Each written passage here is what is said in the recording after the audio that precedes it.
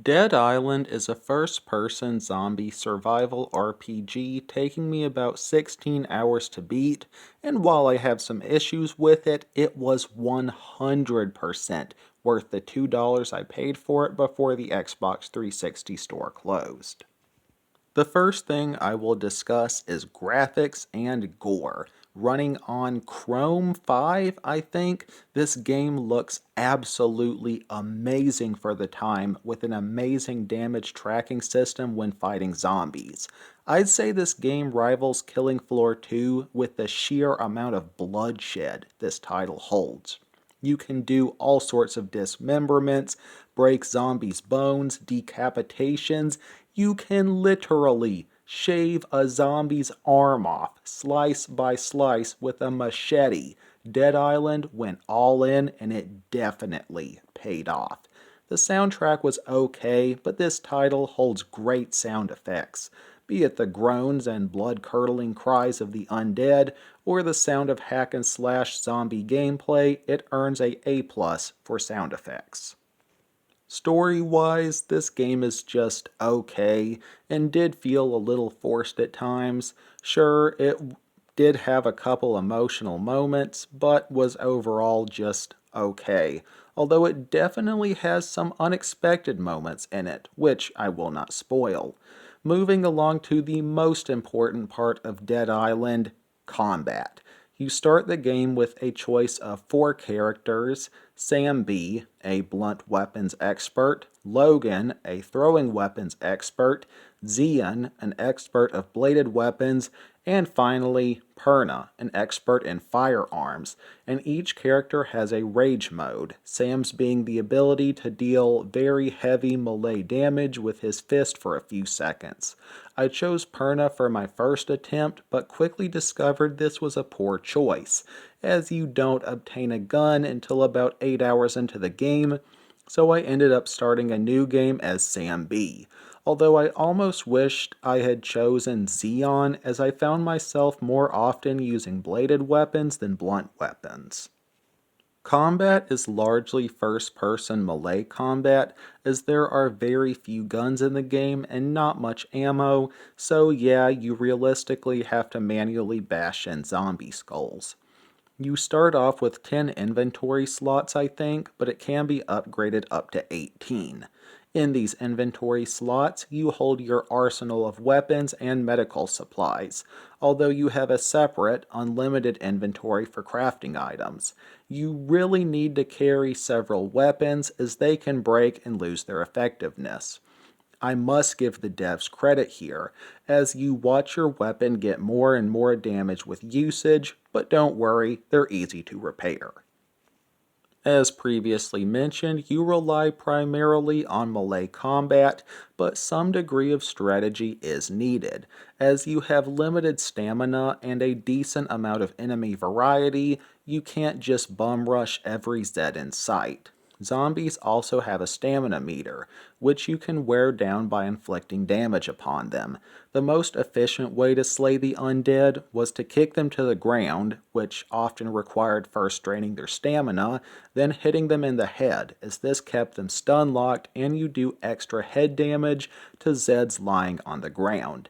Now, this worked for basic walkers and infected, which were just super aggressive and fast walkers, but didn't work so well for some of the more beefy enemies, being the thug, hunter, ram, floater, and a self-destructing zombie I can't call by name due to YouTube community guidelines, so I'll just call him a boomer. The Thug was probably the most annoying zombie to deal with, as they have a crap ton of health and can throw you to the ground and inflict heavy damage, although they thankfully move slowly. If you were low on med packs, it was generally best to just chuck a Molotov at them, then fire a couple rounds at their head to finish them off.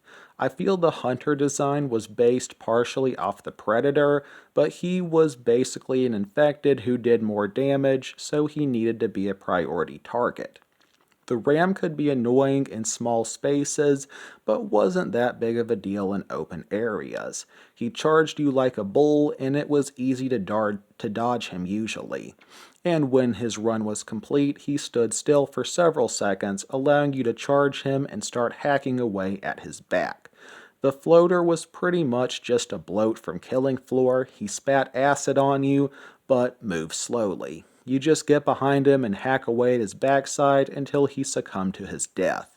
And the boomer is pretty self-explanatory. He blows up. Just shoot him from a distance or throw a weapon at him. His explosion can damage other zombies nearby, but will one-hit the player. And there are also a couple first-person shooter scenarios where you fight human enemies. Discussing your tools of trade, this game has countless weapon options. Machetes, knives, baseball bats, hammers, pickaxes, a katana, iron knuckles, just about everything you can think of.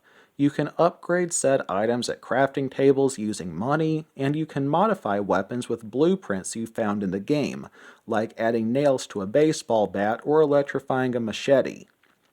Changing topics, this game does have a large amount of side quests, some of which are mandatory. Some are simple, like a dude asking for food, but some are a bit more challenging, like trying to find a survivor and bring them to a safe location.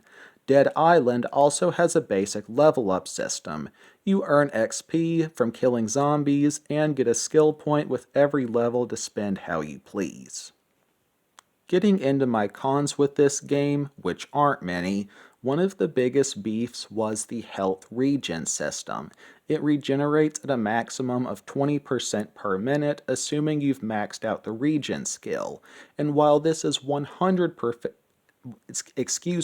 and while this is 100% fair in combat, it was a little annoying at times. Say you were low on health and didn't have any medkits and no medical supplies were around, you just have to sit for several minutes and do nothing while you waited for your health bar to refill. And for some reason you died before your health bar actually ran out. Like, say you got hit and your health bar only went down to 15%, you'd still die. This was annoying and made no sense. Another very minor con is that sometimes health items just didn't work. Every now and then I'd pick up a food item to restore some health and it just glitched and didn't do anything. A rather minor inconvenience, yes, but it probably happened upwards of 20 times in my playthrough. My next issue is that your inventory sometimes wouldn't automatically stack items. Let's say you had all your inventory slots taken up and you go to purchase another medkit. Now, a slot can hold unlimited medkits, but sometimes you couldn't add more to your inventory. So you'd have to drop something from your inventory, buy your medkits, which would then stack, and then pick your item back up. This also happened with Molotovs and made no sense, especially considering it only sometimes didn't work properly. My only other real issue with the game is that sometimes the dialogue and story felt forced, but it's a zombie game. I didn't expect much story-wise, so I'll overlook it. In conclusion, I think I give Dead Island a 8.6 out of 10. Not the best game ever, but I enjoyed it overall. Welp, that's all from me for today. For any newcomers here, I mostly play, review, and discuss zombie and horror games, so maybe check out some of my other vids if that sounds interesting. Always remember that God loves you all very much. Peace.